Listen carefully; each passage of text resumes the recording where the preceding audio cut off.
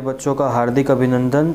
आज रात में 12 बजे आप लोग को बुलाने का मकसद ये है कि हम लोग सेल बायोलॉजी का, जी हाँ, हम लोग सेल बायोलॉजी का प्रीवियस ईयर का क्वेश्चन डिस्कशन करने वाले, यानी कि एम्स, नीट, ये सब में जो प्रीवियस ईयर का क्वेश्चन पूछा गया है उसको डिस्कशन बारीकी से करेंगे।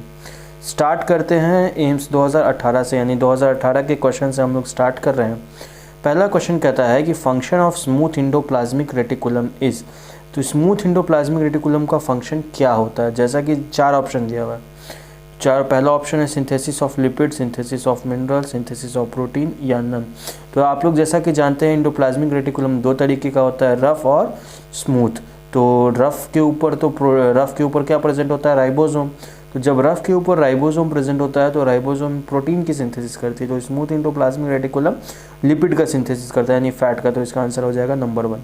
क्लियर है चीज़। अब आते हैं दूसरा X126 पे। ये भी एम्स 2018 का पूछा हुआ क्वेश्चन है। कहता है कि आरएनए जो है पाया जाता है, आरएनए जो है वो किस में पाया जाता है। तो देखते हैं, क्लोरोप्लास्ट या माइटोकॉन्ड्रिया, गोल्गी बॉडी या गोल्गी बॉडी। और गोल्गी बॉडी में तो आरएनए पाया नहीं जा सकता है। तो आपको याद करना चाहिए कि सेमी कंजर्वेटिव ऑर्गेनल्स कौन होता है। ऐसे ऑर्गेनल जिसके पास खुद का जेनेटिक मटेरियल होता है, खुद का प्रोटीन होता है। तो अगर आप देखिएगा इन चारों में तो आपको दिखाई पड़ेगा कि क्लोरोप्लास्ट और माइटोकॉन्ड्रिया एक ऐसा ऑर्गेनल है जिसके पास अपना जेनेटिक मटेरियल होता है और आरएनए को भी कंटेन करने का काम करता है, इसलिए फर्स्ट आंसर इसका हो जाएगा। चलिए क्वेश्चन नंबर 125 की अगर बात करें तो all the digestive enzymes like, देखिए क्या बोलता है, जैसे हम आपको बताया था बायोम के लास्ट में एज लगा रहेगा तो वो क्या हो जाता है, इंजाइम हो जाता है। क्या हो जाता है, इंजाइम हो जाता है। क्लियर है। तो यहाँ पे बोल रहा है कि ये all the digestive enzymes like this this this this this and this are found in, ये सब किस में पाया जाता है, आरएनएस, डीएनएस। तो आपको बता दें कि लाइसोसोम जो है वो आत्महत्या की थैली होती है, और आत्महत्या की थैली यानी कि वो ऐसा हाइड्रोलाइटिक एंजाइम को कंटेन करेगा जो अलग अलग मॉलिक्यूल्स को ब्रेक करे। तो ये हो जाएगा लाइसोसोम। चलिए, where does glycosylation of protein occur. Glycosylation of protein कहाँ पर होता है। जाहिर सी बात है, ये एनसीईआरटी के लाइन में भी लिखा है कि इंडोप्लाज्मिक रेटिकुलम का जो काम होता है वो ये होता है कि वो प्रोटीन का ग्लाइकोसाइलेशन करता है। ठीक है। और जीईआरएल सिस्टम पढ़ाए हुए हैं आप लोग को, उसमें भी ये चीज़ मेंशन है। तो इसका आंसर एंडोप्लाज्मिक रेटिकुलम हो जाएगा। वो 123 नंबर क्वेश्चन कहता है कि choose the incorrect about mitochondria में इन सब में से कौन सी बात जो है वो गलत है। जैसे पहला कह रहा है 80S राइबोसोम, देखो यहीं पे पकड़ा गया, क्योंकि राइबोसोम जो है माइटोकॉन्ड्रिया में 70S टाइप का होता है। तो यहाँ पे यही हो गया कि ये गलत आंसर है, तो 1 आंसर हो जाएगा। चलिए 122 की बात करें कि synthesis of lipid and carbohydrate is regulated by. Lipid और कार्बोहाइड्रेट का रेगुलेशन कौन करता है।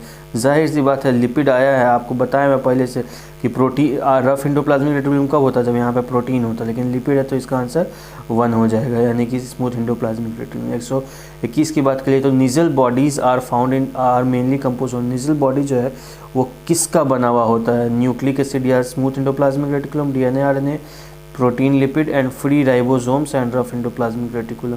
तो आपको बता दें ये इसका आंसर चौथा होगा। क्यों होगा चौथा निजल बॉडीज, तो क्योंकि निजल बॉडीज राइबोसोम्स और रफ इंडोप्लाज्मिक रेटिकुलम का बना हुआ है। ये चीज़ न्यूरॉन में भी पढ़ना है, न्यूरल कंट्रोल एंड कोऑर्डिनेशन में निजल्स ग्रैन्यूल, तो उसका भी काम है राइबोसोम्स को रखना ताकि वो प्रोटीन का सिंथेसिस कर सके। चलिए तो इसका आंसर 4 हो जाएगा। 120 की बात कर लेता हूँ, ये क्रोमोसोम का शेप और उसका किस टाइप का क्रोमोसोम है। जैसे आपको बोल रहा है कि इनकरेक्ट मैच बताना है। इनकरेक्ट मैच का मतलब है कि कौन सा इसमें से गलत है, गलत का चुनना है। ये बात हमेशा ध्यान में रखेंगे एग्जाम में कि गलत स्टेटमेंट कौन सा है वो चूज़ करना है आपको। तो सब मेटासेंट्रिक क्रोमोसोम एल शेप का है, बिल्कुल सही। एलोसोम्स की बात करता है, सेक्स क्रोमोसोम है। लैब ब्रश डिप्लोटीन बाइवैलेंट्स है। पॉलीटीन क्रोमोसोम के बारे में क्या कह रहा है कि oocytes ऑफ एम्फीबियंस है। oocytes ऑफ एम्फीबियंस बिल्कुल गलत है। पॉलीटीन क्रोमोसोम जो है वह oocytes ऑफ एम्फीबियंस में नहीं पाया जाता है। इनफैक्ट मैं आपको बता दूं, आप अपने कॉपी में नोट करके लिख सकते हैं कि ये सैलिवरी ग्लैंड में पाया जाता है। किस में पाया जाता है, सैलिवरी ग्लैंड में। किसके सैलिवरी ग्लैंड में, तो इंसेक्ट्स के सैलिवरी ग्लैंड में। ये नीट 2018 का क्वेश्चन है। ठीक है, तो इसका आंसर क्या हो जाएगा, 4 हो जाएगा। चलिए अब आगे बात करते हैं क्वेश्चन नंबर 119 नीट 2018 का question. Many ribosomes may associate with a single mRNA to form multiple copies of polypeptide simultaneously such rings of ribosomes are termed है। बोलिए राइबोसोम्स का वह यूनिट यानी कि बहुत सारा राइबोसोम्स एसोसिएट हो जाता है, किसके साथ आके जुड़ जाता है, मैसेंजर आरएनए के साथ, और वो इसलिए ताकि क्या करे, पॉलीपेप्टाइड का सिंथेसिस करे। ठीक है, तो हम आपको बता देते हैं, ये हायर क्लासेस में भी पढ़ना है, क्लास 12th में। ट्रांसलेशन एक प्रोसेस है, ट्रांसलेशन एक ऐसा प्रक्रिया है जिससे मैसेंजर आरएनए की मदद से प्रोटीन का सिंथेसिस होता है। मैसेंजर आरएनए की मदद से क्या होता है, प्रोटीन का सिंथेसिस होता है, और उस प्रोसेस को कहा जाता है ट्रांसलेशन। ट्रांसलेशन क्या है कि मैसेंजर आरएनए से प्रोटीन का फॉर्मेशन होता है। क्लियर है ये चीज़? ठीक है, तो यहाँ पे इसका आंसर क्या हो जाएगा, पॉलीसोम हो जाएगा। पॉलीसोम यानी कि वैसा आरएनए को, मैम आरएनए को क्या कहा जाएगा, पॉलीसोम कहा जाएगा। 118 नंबर क्वेश्चन की बात कर लेते हैं। विच of the following event does not occur in rough endoplasmic reticulum? इसमें से कौन सा ऐसा इवेंट है जो रफ एंडोप्लाज्मिक रेटिकुलम में नहीं होता है? तो वह है प्रोटीन ग्लाइकोसाइलेशन की cleavage of signal peptide, protein folding, या फिर फॉस्फोलिपिड सिंथेसिस। चलिए, तो आप सोचिए ज़रा क्या हो सकता है कि सिंगल पेप्टाइड बॉन्ड का फॉर्मेशन, पेप्टाइड यानी प्रोटीन का फॉर्मेशन करता ही करता है, प्रोटीन का ग्लाइकोसाइलेशन अभी ना देखे थे, उधर एक कोई क्वेश्चन था यहाँ पे, प्रोटीन का ग्लाइकोसाइलेशन था इसी में। चलिए हाँ, ये रहा ग्लाइकोसाइलेशन, तो इसका आंसर एंडोप्लाज्मिक रेटिकुलम यहाँ मारे थे ना, तो ये वहीं देखिए समझ जाइए कि ये जो एंडोप्लाज्मिक रेटिकुलम है ये सेल बायोलॉजी के लिए कितना ज़्यादा इंपॉर्टेंट है। ये क्वेश्चन रिपीट है, ये क्वेश्चन एम्स 2018 का है और फिर नीट 2018 में पूछ दिया इसमें से कौन सा इवेंट एंडोप्लाज्मिक रेटिकुलम में नहीं होता है। तो ये भी होता है, ये भी होता है, ये भी होता है। क्या नहीं होता है?